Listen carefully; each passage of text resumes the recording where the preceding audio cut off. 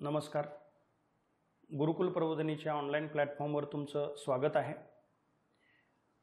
आजच्या लेक्चरमध्ये आपण PSI कायदा घटक समजून घेताना या शीर्षकाखाली PSI कायद्याच्या वेगवेगळ्या ज्या काही हेडिंग्स आहेत तर त्या हेडिंगमध्ये बऱ्याच विद्यार्थ्यांचं कन्फ्युजन असतं, तर ते कन्फ्युजन दूर करण्याचा मी आज प्रयत्न करणार आहे.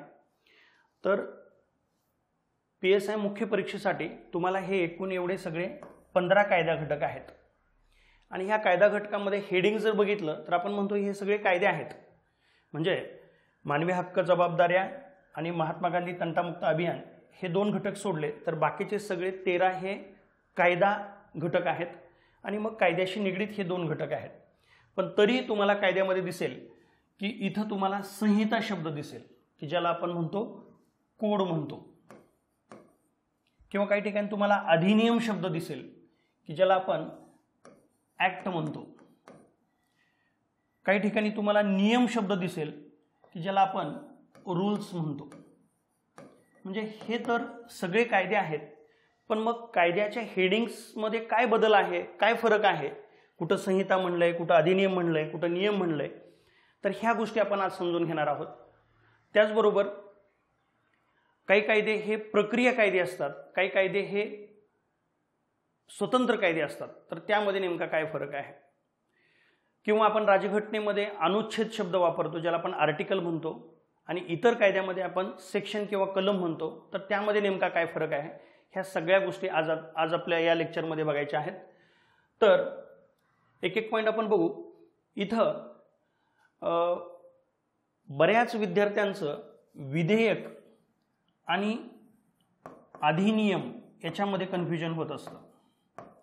तर अधिनियम ही संज्ञा किंवा संकल्पना पूर्णपणे वेगळी आहे आणि विधेयक बिल ही संकल्पना पूर्णपणे वेगळी आहे. अधिनियम हा कायदा आहे आणि विधेयक ही कायद्याच्या अगोदरची स्टेज आहे. खरं तर ह्या सगळ्या गोष्टी तुम्ही पॉलिटीमध्ये अभ्यासलेल्या आहेत, पण मी अगदी कमी वेळामध्ये ह्या काही गोष्टी थोड्या समजून देतो. तर एखाद्या कायद्याचा मसूदा असतो. उदाहरणार्थ 2020 मध्ये कृषी विधेयकाच्या माध्यमातून कृषी कायदे तयार झाले. मग हे बहुचर्चित असणारे कृषी विधेयक कोण मांडत असतं, तर संबंधित मंत्रालय मांडत असतं. म्हणजे कृषी विधेयक हे कृषी मंत्रालयाच्या माध्यमातून मांडलं जाईल. मग तो केवळ मसूदा असतो, तो ड्राफ्ट असतो. ज्यावेळी हाच ड्राफ्ट ज्यावेळी संसदेसमोर मांडला जातो, ज्यावेळी हा ड्राफ्ट संसदेसमोर मांडला जाईल त्याचं रूपांतर होतं विधेयकात किंवा बिलमध्ये. आणि हे विधेयक ज्यावेळी लोकसभा, राज्यसभा यांच्या माध्यमातून पारित होईल आणि राष्ट्रपती या संदर्भात संमती देतील, त्यावेळी त्या विधेयकाचं रूपांतर होतं कायद्यामध्ये.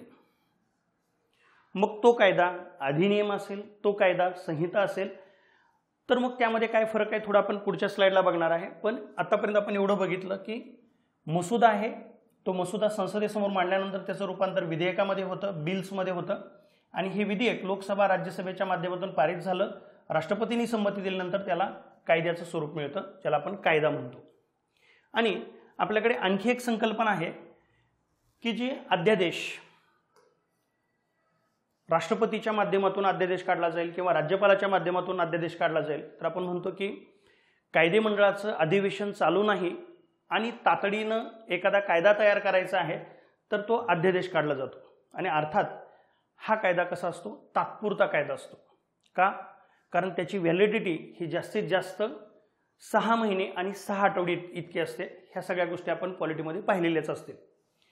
आणि मग राष्ट्रपती किंवा राज्यपालांनी त्या स्तरावर अध्यादेश काढल्यानंतर त्या विशिष्ट मुदतीमध्ये 6 महिने 6 आठवड्याच्या आत जर ते लोकसभा राज्यसभेकडून पारित झालं तर त्याचं रूपांतर कशात होईल, पुन्हा कायद्यामध्ये. तर आपल्याकडे कायद्याच्या ह्या वेगवेगळ्या प्रक्रिया आहेत. तर इथं आपण एक पॉईंट क्लिअर केला की बऱ्याच विद्यार्थ्यांचा गोंधळ असतो की विधेयक आणि अधिनियमामध्ये काय फरक आहे. तर अधिनियम हा एक कायद्याचा भाग आहे आणि कायद्याच्या अगोदरची स्टेज म्हणजे विधेयक आहे. ओके, म्हणजे कायदा कसा तयार होतो या संदर्भात आपण थोडक्यात बोललो. त्यानंतर आपल्याकडे कायदा म्हणजे काय हे खरं तर आपल्याला राजघटनेनं सांगितलेलं आहे. राजघटनेच्या आर्टिकल 13(3) अन्वये कायदा म्हणजे काय हे सांगितलंय. मग कायदा म्हणजे काय तर कायद्याची शक्ती असणारा प्रत्येक घटक हा कायदा ह्या सदरांतर्गत येतो. आता तुम्हाला PSI मुख्य परीक्षेच्या बाबतीत जर विचार करायचा झाला तर कायदा, अध्यादेश, नियम आणि काही ठिकाणी विनियम इथपर्यंत काही गोष्टी महत्त्वाच्या आहेत. तर ह्या गोष्टी आपण इन डिटेलमध्ये घेणार आहोत. कायदा, अध्यादेश, नियम आणि विनियम.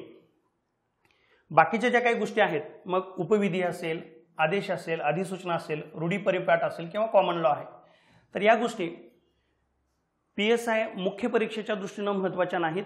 ह्या MPSCच्या माध्यमातून न्यायाधीशाची जी परीक्षा होते तिथं मात्र हे प्रश्न विचारले जातात. पण तुमच्यापुरतं हे 4 घटक हे महत्त्वाचे आहेत. तर हे 4 घटक आपण पहिल्यांदा बघू. पण कॉमन लॉ वगैरे असे शब्द तुम्हाला PSI मुख्य परीक्षेमध्ये पर्यायामध्ये दिलेले आहेत. त्यामुळे तुम्हाला उत्तरापर्यंत पोहोचण्यासाठी हे पण काही गोष्टी थोड्याफार माहीत असणं गरजेचं आहे. पहिल्यांदा मी हे महत्त्वाचे जे काही घटक आहेत तर त्याबद्दल बोलतो आणि त्यानंतर हे कमी महत्त्वाचे काही घटक आहेत तर ते पुढच्या स्टेजला आपण घेऊ. तर कायदा म्हणजे काय तर कायद्यामध्ये प्रामुख्याने ज्या कोणत्या गोष्टी आहेत तर त्यामध्ये नेमका कसा फरक आहे बघा. तर तुम्हाला परीक्षेच्या दृष्टीने जे काही महत्त्वाचे असलेल्या 3 गोष्टी आहेत. एक म्हणजे कायदा, लॉ, नियम, रूल्स, विनियम, रेग्युलेशन. त्यातल्या त्यात ह्या 2 गोष्टी तुम्हाला जास्त महत्त्वाच्या आहेत, कायदा आणि नियम. बघा, तर अर्थातच कायदा तयार करण्याची जी काय पॉवर आहे, अधिकार आहे, तर तो कायदेमंडळ आहे. म्हणजे तो केंद्र स्तरावर संसदेला असेल, राज्य स्तरावर राज्य विधिमंडळाला असेल. पण नियम आणि विनियम हे सुद्धा कायदे आहेत.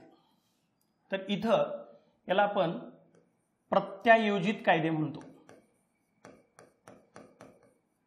याला आपण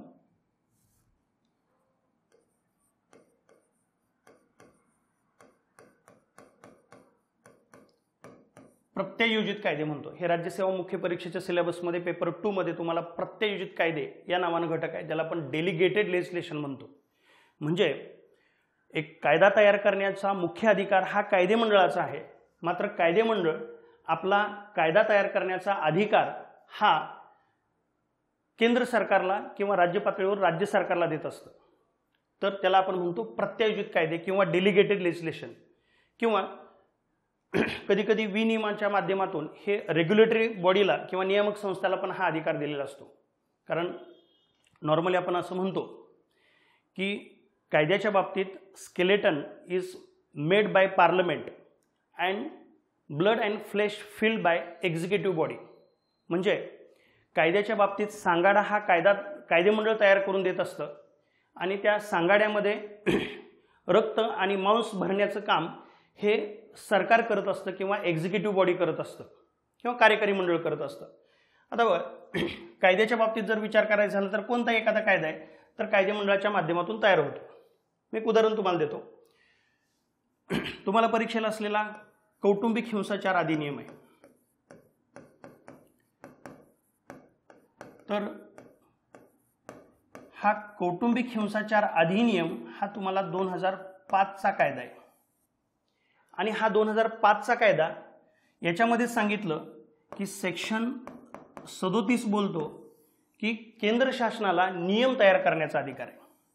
म्हणजे ह्या कौटुंबिक हिंसाचार अधिनियम या कायद्यानंच कार्यकारी मंडळाला किंवा शासनाला नियम तयार करण्याचा अधिकार दिला.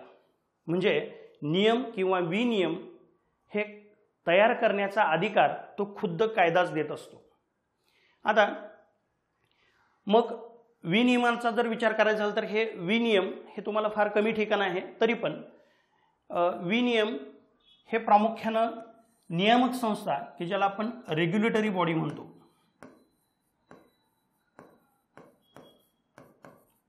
मग ज्या काही देशामध्ये रेग्युलेटरी बॉडी आहेत तर मग RBI असेल, SEBI असेल, ह्या रेग्युलेटरी बॉडींना स्वतःची कार्यपद्धती ठरवण्याचा जो अधिकार असतो. तर स्वतःची कार्यपद्धतीची नियमावली हे विनियमाच्या माध्यमातून किंवा रेग्युलेशनच्या माध्यमातून तयार केली जाते. मग आता इथं खरं तर आपल्याला PSI मुख्य परीक्षेमध्ये ह्या दोनच गोष्टी महत्त्वाच्या आहेत, पण मग बऱ्याच लोकांना रूल्स आणि रेग्युलेशनमध्ये फरक कळत नाही, म्हणून मी हे समोरासमोर दिलं. मी फक्त त्याचं एक उदाहरण सांगतो. म्हणजे तुम्हाला इकॉनॉमीमध्ये जर समजा फेमा कायदा आहे 1999चा, फॉरेन एक्सचेंज मॅनेजमेंट ॲक्ट, हा जो काय तुम्हाला कायदा आहे फेमा कायदा 1999चा आहे. तर हा फेमा कायदा शासनाला नियम तयार करण्याचा अधिकार देतो आणि त्याच्या माध्यमातून केंद्र शासनानं नियम तयार केलेले आहेत. आणि हाच फेमा कायदा RBIला स्वतःच्या काही कार्यपद्धतीची नियमावली तयार करण्याचा अधिकार देतो. म्हणजे बघा, एका कायद्याच्या माध्यमातून मी तिन्ही संकल्पना क्लिअर केल्या. फेमा कायदा हा कायदा आहे, ॲक्ट आहे. तर हा कायदा कायदेमंडळानं तयार केला, संसदेनं तयार केला आणि या कायद्याच्या माध्यमातून संसदेनं नियम तयार करण्याचा अधिकार हा केंद्र शासनाला दिला. आणि काही रेग्युलेशन तयार करण्याचा अधिकार कोणाला दिला? RBIला दिला, की जी काय आहे नियामक संस्था आहे किंवा रेग्युलेटरी बॉडी आहे. तर त्यामुळं असा कायदा, नियम आणि विनियम याच्यामध्ये फरक आहे. तर आपल्याला परीक्षा दृष्टीने हे दोन हेडिंग महत्त्वाचे आहेत, पण बऱ्याच लोकांचं रूल्स आणि रेग्युलेशनमध्ये जास्त कन्फ्युजन होतं, त्यामुळे ह्या काही गोष्टी क्लिअर करून दिल्या. पुढं तर हे आपण 4 घटक घेतले. कायदा म्हणजे काय, अध्यादेश म्हणजे काय, नियम म्हणजे काय आणि विनियम म्हणजे काय. तर आता हे बाकीचे काही घटक आहेत, यापूर्वी तुम्हाला मी सांगितलं हे बाकीचे घटक हे तुम्हाला PSI मुख्य परीक्षेच्या दृष्टीनं फारसे महत्त्वाचे नाहीत. मात्र एखादा दुसरा शब्द हा पर्यायमध्ये येतो. जसं कॉमन लॉ हा शब्द तुम्हाला RTIच्या काही प्रश्नामध्ये हा पर्यायामध्ये आलेला होता, त्यामुळे बऱ्याच लोकांना उत्तरापर्यंत पोहोचता आलं नाही. तर त्यामुळं खरं तर ह्या सगळ्या गोष्टी न्यायाधीशांच्या परीक्षे दृष्टीनं महत्त्वाच्या आहेत. तरी पण मी थोड्या ह्या गोष्टी क्लिअर करतो थोडक्यात. तर इथं कायदा म्हणजे कायद्याची शक्ती असणारा कोणताही घटक आहे. मी जसं आपण याच्यामध्ये बघितलं की कायदा, अध्यादेश, नियम आणि विनियम. आता उपविधी किंवा बाय लॉज म्हणजे काय? बाय लॉज म्हणजे काही एका विशिष्ट प्रादेशिक क्षेत्रासाठी विनियमन करण्यासाठी काही ज्या काही गोष्टी असतात त्याला आपण उपविधी म्हणतो. म्हणजे त्या बायलॉजचा प्रभाव हा विशिष्ट क्षेत्रापुरताच असतो, ज्याला आपण बायलॉज असा शब्द म्हणतो किंवा उपविधी म्हणतो. आता आदेश किंवा नोटिफिकेशन, अधिसूचना, आदेश हे जे काही दोन शब्द असतात, म्हणजे सरकार ऑफिशियल गॅझेटमध्ये काही नोटिफिकेशन काढत असतं, तर त्याला आपण अधिसूचना किंवा नोटिफिकेशन म्हणतो. ते कधी आदेशाच्या पण स्वरूपात असतं. आपण कधी कधी सर्क्युलर हा शब्द पण म्हणतो बघा. तर सर्क्युलर आणि नोटिफिकेशनमध्ये काय फरक आहे? तर नोटिफिकेशन हे सरकार जे ऑफिशियल गॅजेटमध्ये काढतं ते सगळ्यांना लागू होतं आणि सर्क्युलर मात्र गव्हर्नमेंटच्या डिपार्टमेंटसाठी लागू होतं. पुढं मग कायद्याची शक्ती असणारा आणखी कोणता घटक आहे? तर रूढी किंवा परिपाठ, ज्याला आपण कस्टम आणि युसेजेस म्हणतो. म्हणजे आत्तापर्यंत रूढी परंपराने, प्रथा परंपरेने काही गोष्टी प्रस्थापित झालेल्या असतात, तर त्याला पण कायद्याचा दर्जा असतो, त्याला कायद्याची शक्ती असते. आणि मग शेवटी एक घटक राहिला कॉमन लॉ. तर कॉमन लॉ म्हणजे काय? सर्वोच्च न्यायालय, उच्च न्यायालय ह्या वरिष्ठ न्यायालयाचे काही न्यायनिर्णय असतात की जे लॉ जर्नलमध्ये प्रकाशित होतात, की ज्याला न्यायपूर्व संकेत असं आपण म्हणतो. म्हणजे त्याला सुद्धा कायद्याचा दर्जा असतो, कायद्याची शक्ती असतो. त्याला आपण पॉलिटीमध्ये न्यायपूर्व संकेत असा शब्द वापरतो. म्हणजे वरिष्ठ न्यायालयाचे जे काही न्यायनिर्णय आहेत, तर ते न्यायनिर्णय त्याला आपण कॉमन लॉ म्हणलं आणि तो सुद्धा काय हो, कायद्याचा एक भाग आहे. आपण बघितलं की कायद्यामध्ये पुन्हा IPCचं जर हेडिंग बघितलं तर इंडियन पिनल कोड आहे. कोड म्हणजे संहिता आहे. आणि महाराष्ट्र पोलीस अधिनियम आहे. अधिनियम आहे, ॲक्ट आहे. तर संहिता आणि अधिनियम याच्यामध्ये नेमका काय फरक आहे? आता बघा, जो अधिनियम असतो तो अधिनियम म्हणजे कायदेमंडळानं हा कायदा नव्यानं तयार केलेला असतो. हा कायदा नव्यानं पूर्णपणे कायदा तयार केलेला असतो. मग महाराष्ट्र पोलिसांच्या बाबतीत महाराष्ट्र पोलीस अधिनियम असेल, हुंडाबंदी नियमनासाठी हुंडाबंदी अधिनियम असेल किंवा माहितीच्या अधिकाराच्या संदर्भात माहितीचा अधिकार अधिनियम असेल किंवा तुम्हाला असलेले इतर सगळे अधिनियम असतील, तर हा कायदा संबंधित कायदेमंडळानं नव्यानं तयार केलेला असतो. पण संहिता नावात आहे बघा कोड, तर कोड म्हणजे कोडिफिकेशन आहे, म्हणजे हा कायदा कोडिफिकेशनच्या माध्यमातून तयार झालेला आहे.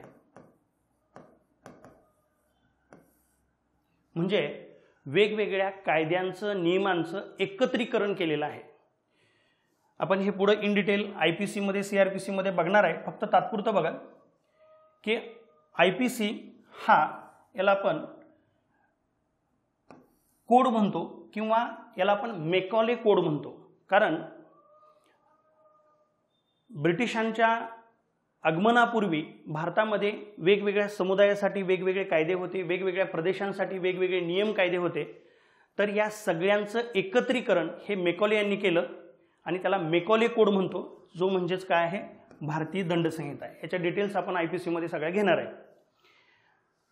तसंच आपल्याला बाकीचं पण आहे की फौजदारी प्रक्रिया कायद्यांच्या बाबतीत कोडिफिकेशन आहे, त्याला आपण फौजदारी प्रक्रिया संहिता म्हणतो CRPC, किंवा दिवाणी प्रक्रिया संहितेच्या बाबतीत ज्याला आपण सिव्हिल प्रोसिजर कोड म्हणतो, तर त्याचंही कोडिफिकेशन झालेलं आहे. म्हणजे इथं काय होतंय, इथं हा कायदा नव्यानं तयार न करता वेगवेगळे अस्तित्वात असलेले कायदे एकत्र केले जातात, कोडिफिकेशन केलं जातं आणि त्याला आपण म्हणतो संहिता.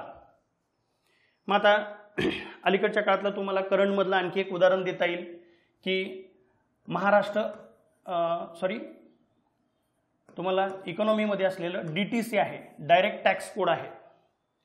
तर डायरेक्ट टॅक्स कोड म्हणजे प्रत्यक्ष कराच्या संदर्भातले जे काही वेगवेगळे कायदे आहेत त्या सगळ्या कायद्यांचं एकत्रीकरण केले जाणार आहे, ज्याला आपण डायरेक्ट टॅक्स कोड म्हणतो. पुन्हा आणखी तो कोड आहे, एकत्रीकरण केलं जाणं.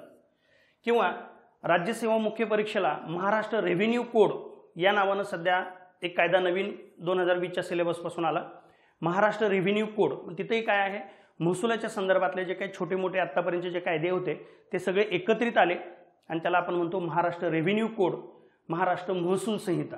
म्हणजे थोडक्यात कोड म्हणजे काय आहे, कोड म्हणजे तो कायदा नव्यानं तयार न होता वेगवेगळ्या कायद्यांचं एकत्रीकरण आहे. आणि अधिनियम किंवा ॲक्ट म्हणजे काय आहे, तो कायदा नव्यानंच तयार झालेला आहे. तर मग आपल्या सिलेबसमध्ये दोनच ठिकाणी तुम्हाला संहिता शब्द दिसेल, भारतीय दंड संहिता IPC आणि फौजदारी प्रक्रिया संहिता CRPC.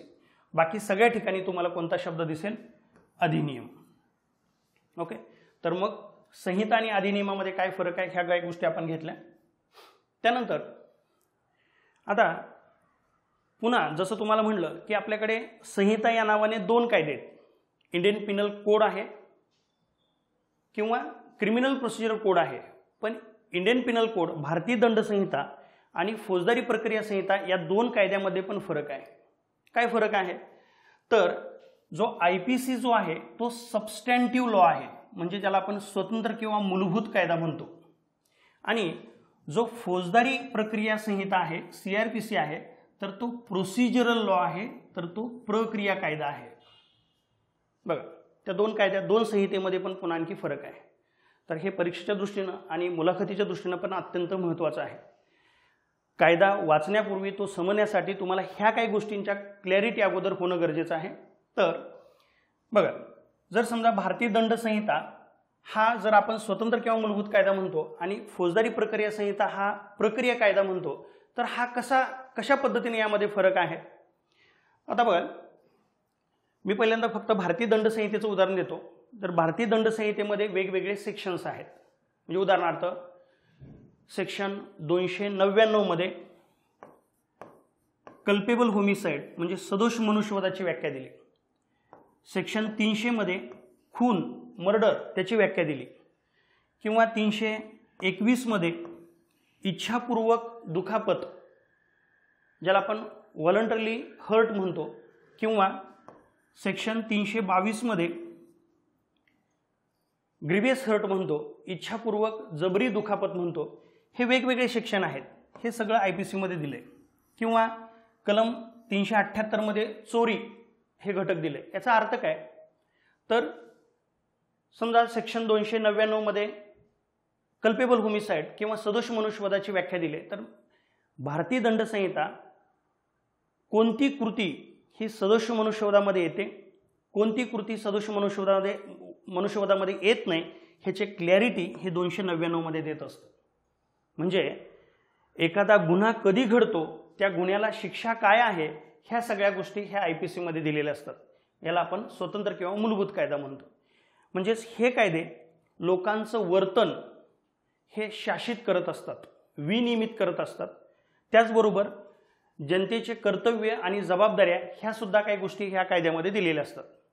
मग प्रक्रिया कायदा वेगळा कसा आहे, तर IPC मध्ये जे सेक्शन दिलेले आहेत, उदाहरणार्थ जर समजा आपण म्हणतोय की सेक्शन 300 मध्ये मर्डरची व्याख्या दिलेली आहे किंवा खुनाची व्याख्या दिलेली आहे, तर मग ह्याची प्रक्रिया कशा पद्धतीनं चालते, ह्या भारतीय दंडसंहितेमधील IPC मधील सेक्शन 300 मर्डर या गुन्ह्याची प्रक्रिया कशा पद्धतीनं चालते हे ह्या CRPC मध्ये दिलेलं आहे.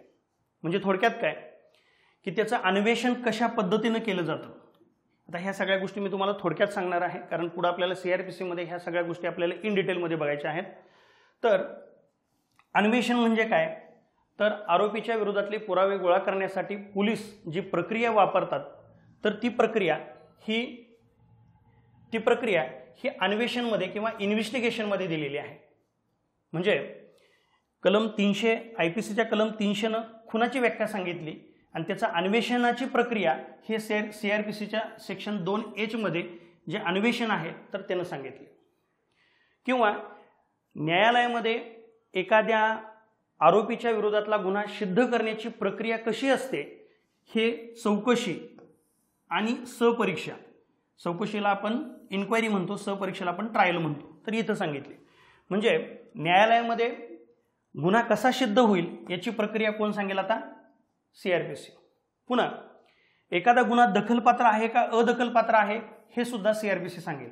दखलपात्र म्हणजे काय की एखाद्या गुन्ह्याच्या बाबतीत पोलिसांना न्यायालयाच्या वॉरंटशिवाय अटक करता येईल का, अटक करता येणार नाही, ह्या सगळ्या गोष्टी म्हणजे दखलपात्र अदखलपात्र. किंवा जामीनपात्र अजामीनपात्र, ज्याला आपण बेलेबल नॉन बेलेबल ऑफेन्स म्हणतो, तर म्हणजे एखाद्या गुन्ह्यामध्ये जामीन देता येईल का, तर ह्या पण गोष्टी तुम्हाला CRPCने सांगितलेल्या असतात. मग आपण म्हणतो की एखादा गुन्हा जर जामीनपात्र आहे तर जामीन देण्याचा अधिकार पोलिसांना पण आहे आणि न्यायालयाला पण आहे. पण एखादा गुन्हा जर अजामीनपात्र असेल तर जामीन देण्याचा अधिकार केवळ न्यायालयाला असतो आणि न्यायालयाचा तो स्वेच्छाधिकार असतो. म्हणजे न्यायालय परिस्थितीचा विचार करून तुम्हाला जामीन देऊ शकेल. किंवा एखादा गुन्हा हा मिटवता येण्याजोगा आहे का मिटवता न येण्याजोगा आहे हे सुद्धा CRPCने सांगितलेलं असतं. म्हणजे इकडे जर समजा सेक्शन 300 हे खुनाची व्याख्या सांगतोय, तर हा गुन्हा मिटवता येईल का मिटवता येणार नाही हे कोणी सांगितलं, CRPCने. म्हणजे उदाहरणार्थ जर समजा A आणि B अशा दोन व्यक्ती आहेत आणि A आणि B ह्या दोन व्यक्ती सख्खे भाऊ आहेत आणि जर समजा A व्यक्तीनं B व्यक्तीचा खून केला, तर अशा ठिकाणी असं होऊ शकत नाही की A आणि B सख्खे भाऊ आहेत आणि मग घरचे लोक म्हणतात की नाही, मग मेलेलाही आमचाच होता, मारणाराही आमचाच होता, त्यामुळे आम्हाला मिटवून घ्यायचं आहे. तर असं होणार नाही. म्हणजे एखादा गुन्हा हा कंपाऊंडेबल आहे का, मिटवता येण्याजोगा आहे का परस्परामध्ये मिटवता न येण्याजोगा आहे हे सुद्धा कोणी सांगितलेलं असतं, CRPCने सांगितलेलं असतं. किंवा आपण पेपरमध्ये बऱ्याच वेळ वाचतो बघा, अँटिसिपेटरी बेल, तर ज्याला आपण अटकपूर्व जामीन म्हणतो. म्हणजे एखाद्या गुन्ह्याचं स्वरूप हे अजामीनपात्र आहे आणि अजामीनपात्र गुन्ह्यामध्ये एखाद्या व्यक्तीला जर अटकेची आशंका वाटते, भीती वाटते, अटक होईल असं त्याला वाटतंय, तर अशा वेळेस तो सत्र न्यायालयाकडे किंवा उच्च न्यायालयाकडे अटकपूर्व जामिनासाठी अर्ज करू शकतो. तर त्या सगळ्या प्रक्रिया ह्या अटकपूर्व जामीन सेक्शन 438 मध्ये दिलेले आहेत. म्हणजे काय झालं बघा की भारतीय दंडसंहिता हा मूलभूत स्वतंत्र कायदा आहे, मात्र त्याची प्रक्रिया ही कुठं सांगितली, CRPC मध्ये. मग CRPC हा केवळ IPCला लागू आहे का, IPCच्या प्रक्रियेबद्दल बोलतोय का, नाही. जर महाराष्ट्र पोलीस अधिनियम आहे तर तिथल्या गुन्ह्यासाठी सुद्धा सीआरपीसी लागू होईल. ॲट्रॉसिटी ॲक्ट, ज्याला आपण SC/ST ॲक्ट म्हणतो, तर SC/ST ॲक्टच्या बाबतीत त्या गुन्ह्यांसाठी सुद्धा सीआरपीसी लागू होईल. म्हणजे सीआरपीसी प्रत्येक फौजदारी गुन्ह्याचं जे काही स्वरूप आहे, फौजदारी कायदे, त्या फौजदारी कायद्याची प्रक्रिया ही सीआरपीसीमध्ये दिलेली असते. म्हणजे एखादा कायदा स्वतंत्र आणि मूलभूत कायदा असतो म्हणजे काय, आणि एखादा कायदा प्रक्रिया कायदा असतो म्हणजे काय, हे आपण बघितलं. म्हणजे बघ, आपण यापूर्वी बघितलं की IPC पण कोड आहे, संहिता आहे, सीआरपीसी पण कोड आहे, आणि ते सोडून बाकीचे सगळे अधिनियम आहे. हा फरक बघितला. पण IPC आणि CRPC मध्ये काही फरक आहे तो इथं आपण क्लिअर केला. म्हणजे ह्या गोष्टी महत्त्वाच्या आहेत. तसं आपल्याला तुम्हाला परीक्षे दृष्टीने जर विचार करायचा झाला तर तुम्हाला प्रक्रिया कायदा खरं तर एकच आहे, तो म्हणजे इथं जो काय आपण म्हणलंय की CRPC हा एकच तुम्हाला प्रक्रिया कायदा आहे. बाकी आपल्याकडे सिव्हिल प्रोसिजर कोड, ज्याला आपण दिवाणी प्रक्रिया संहिता म्हणतो, पण तो तुम्हाला सिलेबसला नाही आहे. तर तो न्यायाधीशासाठी जी काही परीक्षा असते तर त्याच्यासाठी तो CPC कायदा असतो, मात्र तुम्हाला मात्र केवळ काय CRPC आहे. तर बाकी मग मात्र तुमचे सगळे कायदे काय आहेत, तो स्वतंत्र किंवा मूलभूत कायदे आहेत. एकच तुम्हाला परीक्षेला असलेला कायदा प्रक्रिया कायदा आहे, तो कुठला, CRPC. फक्त तात्पुरतं हे लक्षात ठेवा. बाकीच्या सगळ्या इन डिटेल गोष्टी मी बॅचमध्ये बोलेल. तर पुरावा जो कायदा आहे तर तो पुरावा कायदा हा प्रक्रिया कायद्याच्या बाजूला झुकलेला आहे असं म्हटलं जातं. म्हणजेच पुरावा कायद्यामध्ये बऱ्यापैकी तरतूद अशा पद्धतीच्या आहेत की त्या न्यायालयातल्या प्रक्रियेबद्दल बोलतात. म्हणून असं म्हटलं जातं की पुरावा कायदा हा प्रक्रिया कायद्याच्या बाजूला झुकलेला आहे. ओके, तर तात्पुरतं हे तुम्हाला लक्षात ठेवण्याच्या दृष्टीने हे सफिशियंट आहे. पुढं आता राज्यघटना हा जो विषय आहे तर तुम्ही आत्तापर्यंत पूर्व परीक्षेला वगैरे अभ्यासलेला आहेच. तर राज्यघटनेमध्ये आपण अनुच्छेद किंवा आर्टिकल असा शब्द वापरतो. लक्षात ठेवा, राज्यघटनेमध्ये कलम हा शब्द नसतो. राज्यघटनेमध्ये काय शब्द असला पाहिजे, अनुच्छेद किंवा आर्टिकल. तुम्ही आत्तापर्यंत जर सगळे पेपर काढून बघितले तर पेपर सेटर जाणीवपूर्वक कलम शब्द न वापरता अनुच्छेद शब्द वापरतो किंवा आर्टिकल शब्द वापरतो. आणि इतर सगळ्या कायद्यामध्ये काय शब्द असतात, हे सेक्शन्स असतात, म्हणजे ज्याला आपण काय म्हणतो कलम. तर हा काय फरक आहे, मी फक्त पहिल्यांदा हे सांगतो की हे सेक्शन किंवा आर्टिकल हे नेमकं कसं आहे. बघा, एखादा कायदा हा गोष्टीरूप न सांगता तो एका विशिष्ट हेडिंग खाली सांगणं आणि त्याला नंबरिंग देणं, तर हे सोयीसाठी केलेलं असतं. म्हणजे आपल्याला वाचताना हे सोयीस्कर जावं म्हणून प्रत्येकाचे नंबरिंग केलेलं असतं किंवा त्याचे हेडिंग दिलेले असतात. आणि जर समजा तुम्हाला गोष्टीरूप जर ह्या सगळ्या गोष्टी सांगितल्या तर क्लिअर कळणार नाहीत. मग हे नंबर जे दिलेले आहेत तर ते नंबर एकतर आर्टिकल असतील, अनुच्छेद असतील किंवा कलम असेल. तर मी एक थोडं उदाहरण दाखल दिलेलं आहे की जर समजा राज्यघटनेमध्ये मग आर्टिकल 52च्या हेडिंग खाली मग राष्ट्रपती सांगितला, आर्टिकल 63 अंतर्गत उपराष्ट्रपती सांगितला, 79 मध्ये संसद सांगितला किंवा आर्टिकल 124 मध्ये सर्वोच्च न्यायालय सांगितलं. तसं IPC मध्ये सेक्शन 300 मध्ये खून सांगितला, 375 मध्ये बलात्कार सांगितला, 378 मध्ये चोरी सांगितला, 391 मध्ये दरोडा सांगितला. तर हे सगळे हेडिंग्ज आहेत. आता इथं म्हणजे आता ह्या सगळ्या गोष्टी आपल्याला डिटेलमध्ये त्या कायद्यामध्ये बघायच्याच आहेत. फक्त इथं मी काय फरक सांगितला, राज्यघटनेमध्ये काय असतं, अनुच्छेद किंवा आर्टिकल, आणि बाकीचे सगळे कायदे हे कशाने दाखवले जातात, कलम किंवा सेक्शन. तर राज्यघटना हा देशाचा सर्वोच्च कायदा आहे, तो एक वेगळ्या स्वरूपात दाखवला जातो आर्टिकलच्या माध्यमातून, आणि बाकी सगळे हेडिंग्स कसे असतात, कलम किंवा सेक्शन या नावाने असतात. ओके, म्हणजे इथं